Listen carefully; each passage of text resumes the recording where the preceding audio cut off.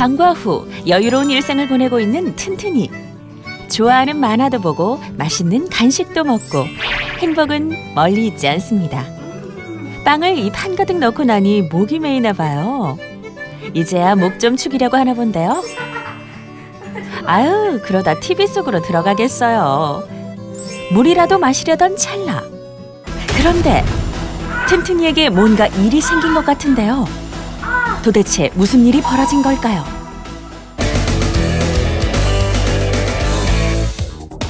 어린이들에게 많이 발생하는 화상사고. 어린이 화상사고는 주로 가정에서 발생하는데요. 그중 절반 이상이 가열과 조리가 이루어지는 주방에서 발생합니다.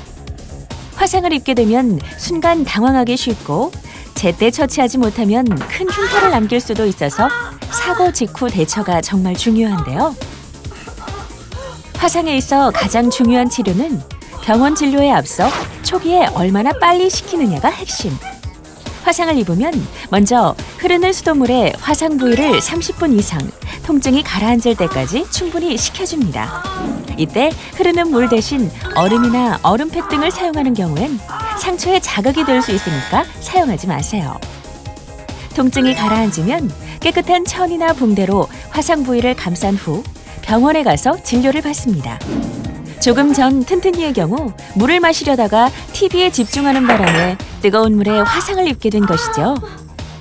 만약 옷 위에 뜨거운 물이나 음료를 쏟은 경우 옷을 벗기려 하지 말고 가위로 제거하는 것이 더 좋은데요. 살과의 접촉 시간을 줄여 손상이 심해지는 것을 막을 수 있습니다.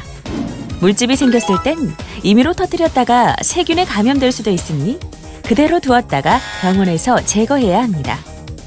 간혹 민간요법으로 화상 부위에 술이나 치약, 감자, 된장 등을 바르는 경우가 있는데요. 이런 행동은 상처를 악화시키는 데다 오히려 병원에서 신속히 치료할 시간을 허비할 수 있으니까 절대 하지 않습니다. 아이들이 아무리 조심한다고 해도 크고 작은 상처는 생기기 마련이죠. 피부가 찢어져 피가 나는 경우엔 어떻게 대처해야 할까요? 먼저 출혈 부위에 흙이나 다른 물질로 오염되어 있다면 흐르는 수돗물에 씻어낸 후 깨끗한 수건이나 거즈로 상처를 덮고 10분 정도 눌러주세요. 만일 날카로운 물건이나 파편에 찔려 이물질이 피부에 박혀 있다면 직접 제거하려 하지 말고 병원에서 치료해야 합니다. 또한 상처가 깊거나 봉합이 필요한 경우에는 응급처치 후 바로 병원으로 가서 치료합니다. 우리가 기억해야 할 잘못된 응급상식. 첫째, 피가 빨리 멈추게 한다고 출혈 부위의 윗부분을 지혈대나 고무줄, 끈 등으로 묶는 행동은 혈액순환을 방해해 더 심각한 상황이 생길 수 있어요. 둘째, 병원에서 치료를 받아야 할 정도로 심각한 상황이라면 상처 치료를 위한 연고를 바르거나 가루를 뿌리는 것은 하지 않는 것이 좋은데요. 오히려 염증이 생길 수 있는 데다가 병원에서 진료하는데 방해가 될 수 있기 때문입니다. 셋째, 거즈가 없다고 소독솜을 사용하면 가느다란 솜털이 상처 부위에 붙어서 치료에 어려움을 줄 수 있어요. 소독솜은 절대 사용하지 마세요. 활동량이 많은 어린이들은 놀거나 혹은 운동을 하다 다치는 경우가 많은데요. 손목, 발목 등을 삐끗하거나 심하면 뼈가 골절되는 사고가 발생할 수 있습니다.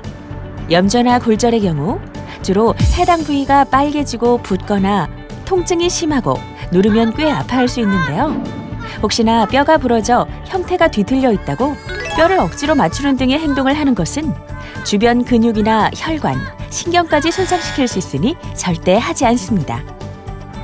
손상 부위의 염증을 감소시키고 통증과 붓기를 줄이기 위해서 얼음찜질을 하는 것이 좋은데요. 얼음찜질을 할 때에는 얼음을 직접 피부에 닿게 하지 말고 두껍지 않은 손수건 등으로 얼음팩을 감싼 뒤 손상 부위에 대주세요. 다친 부위를 압박붕대를 이용해서 고정하거나 부목을 대는 것도 좋습니다. 압박붕대를 감을 때는 너무 심하게 당겨 조이지 말고 손가락 하나 정도 들어갈 여유를 두고 감아주세요. 부목은 골절 부위의 위와 아래 관절까지 모두 포함할 수 있는 길이와 넓은 부목을 사용하는 것이 좋은데요. 만일 마땅한 것이 없으면 쉽게 구부러지지 않는 판자나 책, 막대자 등을 수건이나 천으로 감아 고정시킵니다. 그리고 가능한 손상 부위를 조금 높게 올려주고요. 응급처치 후엔 병원으로 이동해 치료를 받거나 119에 신고하는 것이 좋습니다. 사고가 발생하고 병원에 가기 전까지 현장에서의 응급처치는 부상이 악화되는 것을 막을 수 있고 회복 기간을 단축시킬 수 있다는 점에서 매우 중요한데요. 일상생활 속에서 늘 발생할 수 있는 안전사고. 사고는 예고 없이 발생하는 만큼 평상시에 응급처치 방법을 잘 익혀두고 만일의 사태에 대비하세요.